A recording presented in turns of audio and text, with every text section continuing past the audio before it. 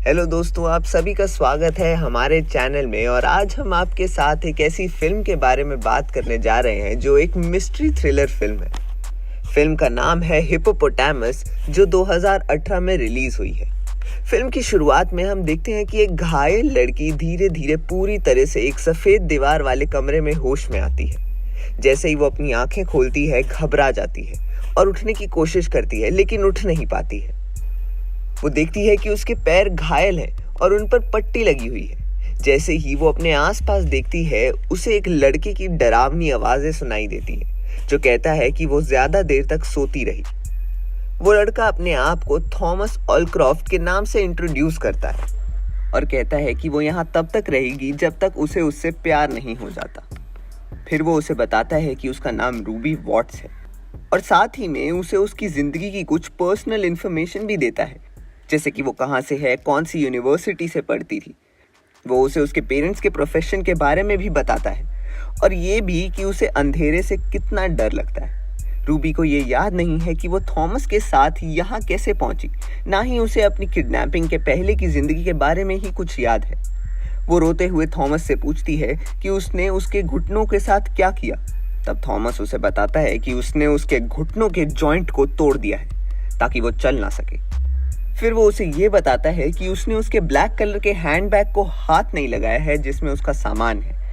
हम देखते हैं कि नीचे फर्श पर रूबी के पास खाना और 2 पिल्स पड़ी हुई हैं। थॉमस उसे बताता है कि उनमें से एक कॉन्ट्रासेप्टिव पिल है और दूसरी पेन किलर।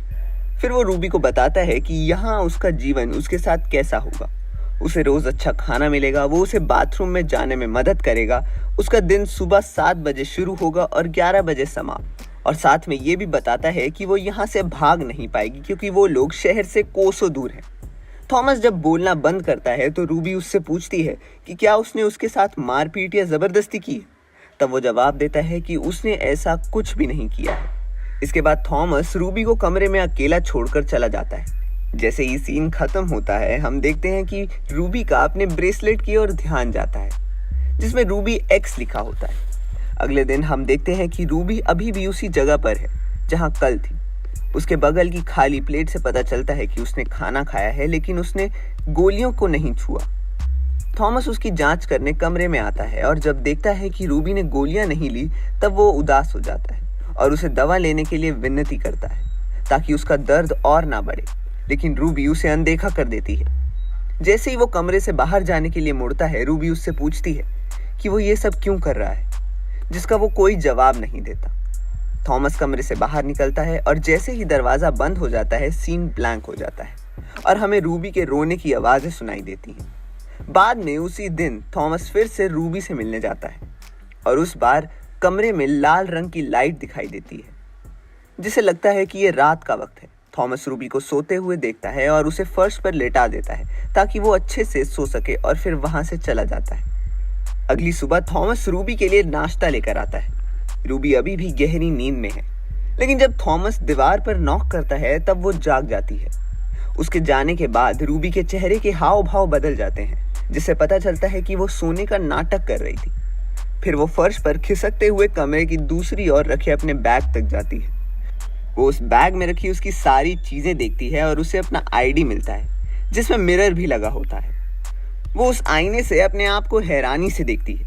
जब वो खिड़की से किसी की परछाई देखती है, तब जल्दी ही अपना सामान वापस उस बैग में रख देती है, लेकिन एक छोटा सा बॉल रह जाता है। रूबी जल्दी ही अपनी जगह पर आ जाती है और उस बॉल को देखती है और थॉमस के आने से पहले जल्दी ही उसे अपने पॉकेट में छुपा देती है।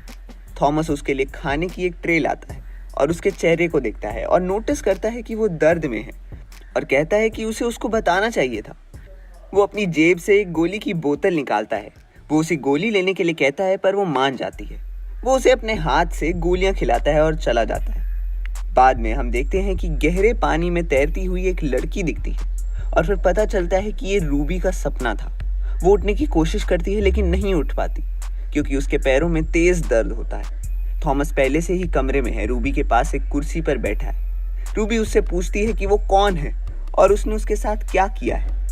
थॉमस शांति से वही बात कहता है जो उसने उससे पहली बार कही थी कि उसका नाम थॉमस ऑल्फ्रेट है और वो उसे तब तक बंदी बनाए रखने की योजना बना रहा है जब तक कि उसे उससे प्यार नहीं हो जाता। वो वही जानकारी दोहराता है जो वो उसके बारे में जानता है। रूबी पूछती है कि उसने उसके पैरों का क्या किया है। थॉमस बताता है कि उसके भागने की संभावना ना रही, इसलिए ये ज़रूरी था, लेकिन समय के साथ उसके पैर ठीक हो जाएंगे। वो उसे कहता है कि उसे सिर्फ उसकी बात मानने की और दवा लेने की ज़रूरत है। वो उसे आश्वस्त करता है कि वो उसे कोई गर्भ निरोधक गोलियां नहीं दे रहा है और उसका इन सब के पीछे कोई बुरा इरादा नहीं है। वो उसे उसके रोज़ के टाइम टेबल के बारे में बताता है और याद दिलाता है कि उसके यहाँ से बचकर जाने की कोई संभावना नहीं। वो तब तक चुप रहती है जब तक थॉमस कमरे से बाहर नहीं निकल जाता। वो एक बार फिर उससे पूछती है कि क्या उसने उसके साथ मारपीट की। इससे थॉमस नाराज हो जाता है और कमरे से बाहर निकलते वक्त गुस्से से उसका बैग फेंक देता है। फिर रूबी अपनी जेब में छिपी गेंद को देखती है और वो अपने ब्रेसलेट को भी करीब से देखती है।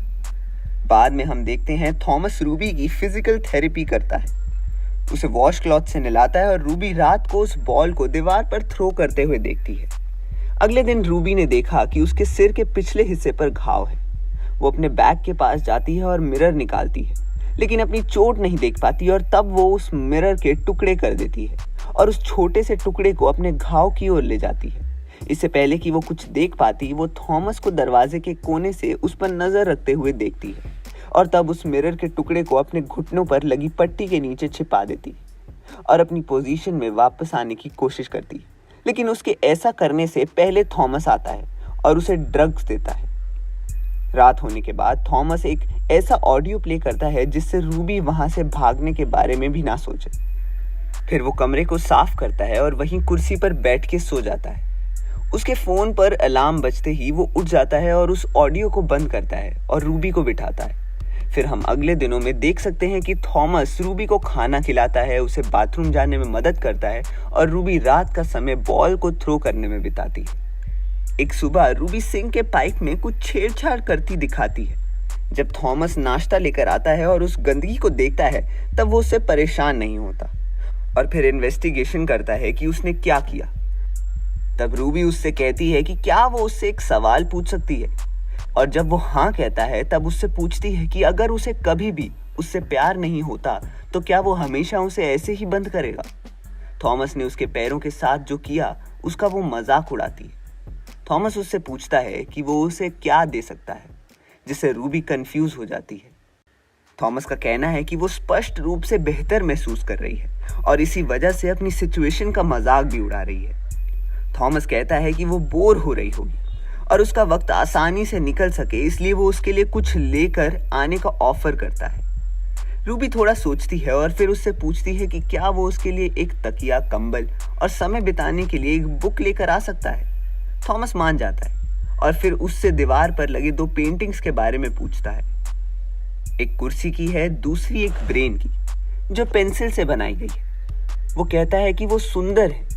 थॉमस ये कहकर उसकी तारीफ करता है कि वो भी बेहतर दिखती है और उसे अपनी बात दोहराने के लिए कहता है। अगले दिन रूबी एक गद्दे पर दिखाई देती है और बगल में एक तकिया भी है। थॉमस आता है और उसे एक किताब देता है। किताब को देखकर वो कहती है कि उसने ये किताब पहले भी पढ़ी है। रूबी चौंक जाती है क्योंकि किडनैपिंग के पहले की केवल ये किताब ही उसे याद है। तब थॉमस रूबी को समझाता है कि वो उसकी कुछ यादें वापस लाई जा सकती हैं यदि वो कुछ ट्रिगर्स द्वारा ट्रिगर की जाए, जो उसे आशा की एक किरण देती है। थॉमस उसकी याददाश्त वापस लाने में मदद करने का ऑफर करता है और वो उसे थैंक यू बोलती है। बाद में जब थॉमस उसके लिए खाना लाता है तो वो रूबी से पूछता है कि क्या उसे कुछ चाहिए। तब वो कहती है कि उसे रेड बश टी चाहिए और वो तुरंत ही ले आता है, जिसकी खुशबू से रूबी की एक और मेमोरी जागती है। वो मुस्कुराती है और थॉमस से एक सवाल पूछती है कि उसे इस टी के बारे में कैसे पता था। तब वो उसे कहता है कि वो पहले से ही जानता है कि वो सिर्फ यही एक टी पीती है। रूबी उससे पूछती है कि वो उसके बारे में सारी जानकारी कैसे जानता है, जिसका वो जवाब देता है कि उसने उसके बारे में इन्वेस्टिगेशन की है। बाद में जब रूबी अपनी किताब पढ़ रही होती है तब उसे एक पन्ने पर कुछ अजीब अक्षर लिखे हुए मिलते हैं, लेकिन वो जब उस आईने के टुकड़े को उस पर रखती है तो आईने में लिखा हुआ दिखता है कि डोंट ट्रस्ट है। थॉमस थोड़ी देर के बाद एक टेबल के साथ रूम में आता है, जिससे पता चलता है कि थॉमस चाहता है कि वो दोनों साथ में खाना खाएं। फिर वो रूबी से किताब के बारे में पूछता है। तब वो उसे कहती है कि उसे किताब बेहद अच्छी लगी, खासकर कि उसकी एंडिंग बहुत अच्छी थी। थॉमस रूबी का हाथ पकड़ने की कोशिश करता है, रूबी हाथ हटा देती है। थॉमस रूबी से पूछता है कि क्या हुआ। तब वो उससे पूछती है कि उसके पहले उसने ऐसे कितने बंदों को बंदी बनाया था। थॉमस उसके आरोपों को मना करता है, लेकिन रूबी उस पर लड़कियों का पीछा करने, उनका किडनैपिंग करके, उन पर हमला करके उनकी हत्या करने के आरोप लगाती है। इससे पहले कि वो और कुछ बोलती, थॉमस गुस्से से अपना हाथ टेबल से पछाड़ता है, जिससे वो चौंक जाती है। वो अपने हाथ पर लगे खून को पोंछता है और एक बार फिर उसके आरोपों को इनकार करता है। फिर रूबी उससे कहती है कि वो अब मान गई है कि थॉमस ने जो उसके लिए किया है वो किसी और के लिए नहीं किया होगा, और कहती है कि उनके बीच का रिश्ता स्पेशल है। तब थॉमस फिर से कहता है कि उसकी लाइफ में कोई और नहीं है, और कमरे से निकल जाता है। जैसे ही थॉमस कमरे से बाहर जाता है, रूबी के चेहरे के हाव भाव बदल जाते हैं, जिसे हमें पता चलता है कि वो थॉमस के सामने नाटक कर रही थी। अगले दिन हम देखते हैं कि थॉमस रूबी को बताता है कि उसके पैर ठीक हो रहे हैं, लेकिन उन्हें थोड़ा और समय चाहिए। जब वो चला जाता है, रूबी अपने पैरों से पट्टियां खोलती है और अपनी चोट को देखती है, और उसे ऐसे लगता है कि जैसे उसके पैरों में कोई कट था ही नहीं। वो उठने की कोशिश करती है और दरवाजे की ओर चल के जाती है। जब वो डोर नॉब को छूती है, तब उसे एक और मेमोरी याद आती है, जो एक लड़की की और उसकी है, जो एक दरवाजे के सामने खड़े हैं। जब दरवाजा नहीं खुलता, तब रूबी दरवाजा खोलना छोड़ देती है और अपने बेड पर वापस चल जाती है। जब वो अपनी किताब पर हिडन मैसेज देख रही होती है, तब गलती से उसके हाथ पर इंक लग जाती है। जब वो उस इंक को सूंघती है, तब उसकी एक और मेमोरी खुल जाती है, जिसमें वो देखती है कि वो एक कमरे में एक ईंट के पीछे कुछ छिपा रही है। वो देखने के बाद जब वो उस दीवार की एक ईंट हटा कर देखती है, तो उसमें से माचिस गिरती है, जिससे पता चलता है कि वो मैसेज माचिस से लिखा गया था। बाद में जब थॉमस और रूबी खाना खा रहे होते हैं, तब रूबी उसे कैंडल जलाने के लिए कहती है, ताकि रोमांटिक मूड सेट हो। थॉमस कैंडल लाता है और उसे माचिस की तीली से शुरू करता है। वो रूबी को बताता है कि उन्हें एक नई शुरुआत करनी चाहिए, और रूबी उसे सहमत होती है। रूबी थॉमस को अपने पानी में डूबने वाले सपने के बारे में बताती है। जैसे ही वो बात कर रही होती है, उसका हाथ उस माचिस की तीली की ओर जाता है, और जब वो अपने बात खत्म करती है, तब तक उसका हाथ माचिस की तीली के ऊपर पहुंच जाता है, लेकिन थॉमस उसका हाथ पकड़ता है। तब वो खांसी के बहाने अपना हाथ आगे बढ़ाती है और सफलतापूर्वक उस माचिस की तीली को थॉमस के बिना देखे उठा लेती है। अगले सीन में हम देखते हैं कि रूबी के दिन कैसे बीत रहे हैं। वो अपनी किताब में लिख रही है, वो अपने पैरों को ठीक करने के लिए एक्सरसाइज कर रही है, और उस आईने के टुकड़े को एक हथियार के रूप में कैसे इस्तेमाल कर सकते हैं उसकी प्रैक्टिस कर रही है। जब थॉमस उसे फिर से चलने में मदद करता है, तब वो दिखाती है कि उसके पैर ठीक नहीं है। सीन के एंड में हम देखते हैं कि रूबी ने अपनी किताब में प्ले अलोंग लिखा है। अगली सुबह रूबी पुशअप्स मारती हुई दिखाई जाती है, और जब थॉमस को आते हुए सुनती है, तब वो अपने बिस्तर पर चली जाती है और शक से बचने के लिए वो किताब पढ़ने का नाटक करने लगती है। थॉमस सुझाव देता है कि उसे रात के खाने से पहले उसके पैरों का व्यायाम करना चाहिए, जिससे वो सहमत हो जाती है। जब थॉमस रूबी को चलने में मदद करता है, तो वो एक बार फिर ऐसा नाटक करती है मानो उसके पैर घायल हो गए हों। जब वो कमरे की दूसरी तरफ जाने में सफल हो जाते हैं, तब थॉमस उसे उसकी प्रोग्रेस पर बधाई देता है और कहता है कि अगर ऐसे ही रहा तो वो खाना खाने ऊपर जा सकते हैं। शाम को थॉमस और रूबी फिर से डिनर कर रहे होते हैं। थॉमस उसे बताता है कि ये एक बहुत ही स्पेशल मील है, और रूबी को उसे टेस्ट करने के लिए कहता है। जैसे ही वो एक बाइट लेती है, उसकी एक और मेमोरी खुल जाती है, जिसमें वो देखती है कि वो और थॉमस एक रेस्टोरेंट में हैं, और ऐसा लगता है कि वो दोनों डेट पर हों और एक दूसरे के साथ खुश भी लग रहे थे। और फिर थॉमस उसे नेकलेस पहनाता है और उसके फोरहेड को किस करता है।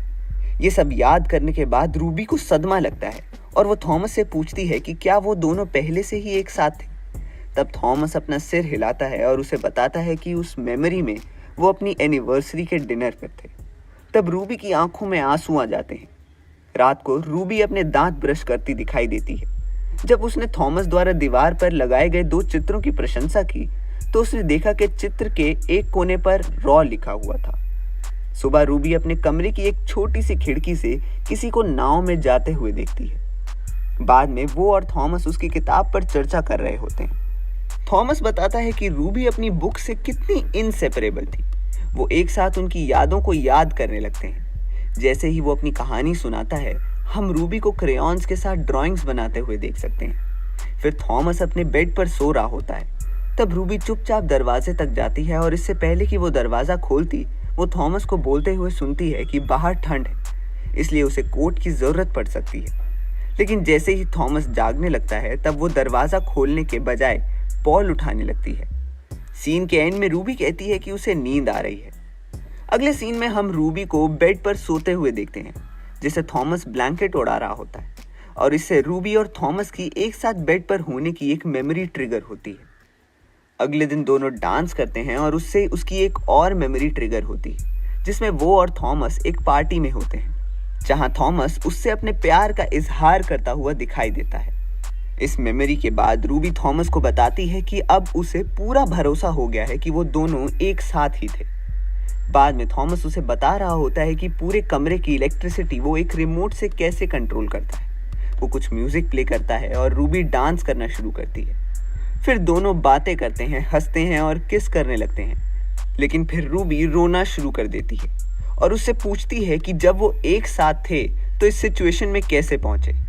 और थॉमस भी उसे सब कुछ बताने के लिए मान जाता है। जैसे ही वो समझाना शुरू करता है, हमें उनके पास्ट का एक सीन दिखाई देता है, जिसमें रूबी एक बार में थॉमस का इंतजार करते हुए दिखती है। उसके साथ उसका रूममेट निक भी है, जिसे पता है कि वो थॉमस से प्यार करती है, फिर भी उसे खुलेआम फ्लर्ट कर रहा है। थॉमस की ट्रेन छूट जाती है और वो उससे मिलने के लिए नहीं आ पाता है और तब वो और निक घर जाने के लिए निकल जाते हैं। थॉमस रूबी को मैसेज करता है कि वो उसके दोस्त रॉब के साथ आ रहा है और वो जल्द ही मिलेंगे। और फिर निक रूबी को किस करने की कोशिश करता है, लेकिन रूबी उसे धक्का मार देती है। लेकिन फिर भी वो उस पर उसकी पकड़ बनाता है। वो उसके साथ ज़बरदस्ती करता है, मारपीट करता है, उसे बेहोश कर देता है और उसका फ़ायदा उठाता है। जब थॉमस रूबी के घर आता है और उसे उस हालत में देखकर गुस्सा हो जाता है और नशे में धुत निक को मार देता है और रूबी को रॉब की कार तक ले जाता है और उसे अपने घर ले आता है, जहाँ रूबी को होश आता है। लेकिन उसके साथ हुई घटना की वजह से वो अपनी याददाश्त खो देती है। इससे पहले कि रॉब एम्बुलेंस बुलाता, थॉमस उसे रोक लेता है। वो थोड़ी देर के लिए बहस करते हैं, लेकिन रॉब रूबी की याददाश्त वापस लाने के थॉमस के प्लान में उसकी मदद करने के लिए तैयार हो जाता है। वो दोनों शहर से बाहर निकल जाते हैं और वहाँ वो रॉब का धन्यवाद मनाता है और रूबी को एक आइलैंड पर एक बंद फार्म पर ले जाता है, जहाँ वो रूबी को बंदी बनाकर रखता है। जैसे जैसे वक्त बीतता है, वो एमनीशिया बीमारी के बारे में इंफॉर्मेशन इकट्ठा करने लगता है। उसे ये भी समझ आता है कि रूबी की याददाश्त उस हमले के ठीक बाद, जब वो बेहोश थी, उस वक्त चली जाती है और जब वो सोती रहती है तब फिर से उसकी याददाश्त रीसेट हो जाती है। उसके बाद वो उसे कुछ पिक्चर्स भी दिखाता है जिससे उसे कुछ याद आ सके, लेकिन इसका कोई असर नहीं होता। फिर थॉमस रूबी की याददाश्त वापस लाने के लिए उसके सोने के स्केड्यूल ऑब्जर्व करता है और उसके पैटर्न को नियंत्रित करता है, लेकिन ये भी काम नहीं आता। फिर जब वो उसकी फेवरेट बुक देता है तब उसकी मेमोरीज ट्रिगर होने लगती हैं। थॉमस अपने प्रयास जारी रखता है और रूबी की याददाश्त और उसका भरोसा वापस पाने के लिए उसे एक खाली जगह की ज़रूरत थी। तब वो वाइट रूम बनाता है और उसे किडनैप करने का और उसके पैरों में घाव होने का और अपने आप को किडनैपर बनाने का पूरा सीन बनाता है। जब थॉमस अपनी कहानी ख़त्म करता है, रूबी की आंखों में आंसू आ जाते हैं और लगता है कि उसकी याददाश्त वापस आ गई है। फिर दोनों साथ में सो जाते हैं। रूबी पहले जागती है और अलार्म बजने से पहले थॉमस की घड़ी को बंद कर देती है। फिर वो उस आईने के टुकड़े के साथ उस पर हमला कर देती है और वहाँ से भागने की कोशिश करने लगती है, लेकिन थॉमस उसे रोकने की कोशिश करता है, लेकिन वो उसे धक्का मार देती है और भागने में सफल हो जाती है। इतने समय के बाद बाहर आने के बाद खुले आसमान को देखकर रोती है और फिर नाव की ओर दौड़ती है, लेकिन इससे पहले कि जा पाती वहीं पर बेहोश हो जाती है। फिर वो एक अस्पताल के कमरे में जागती है। एक डॉक्टर ने उसे आश्वासन दिया कि वो ठीक हो जाएगी और उसे चोट के कारण कुछ शॉर्ट टर्म मेमोरी लॉस होने का अनुभव हो सकता है। बाद में ऐसा दिखाते हैं कि वो डॉक्टर थॉमस ही था, जो फिर से रूबी का विश्वास हासिल करने और उसकी याददाश्त वापस पाने के लिए एक अलग सिनेरियो का प्लान बनाता है। तो दोस्तों, उम्मीद है कि आज की वीडियो आपको पसंद आई होगी। इस मूवी की एंडिंग के बारे में आपके क्या ख्याल हैं, हमें कमेंट बॉक्स में ज़रूर बताइए।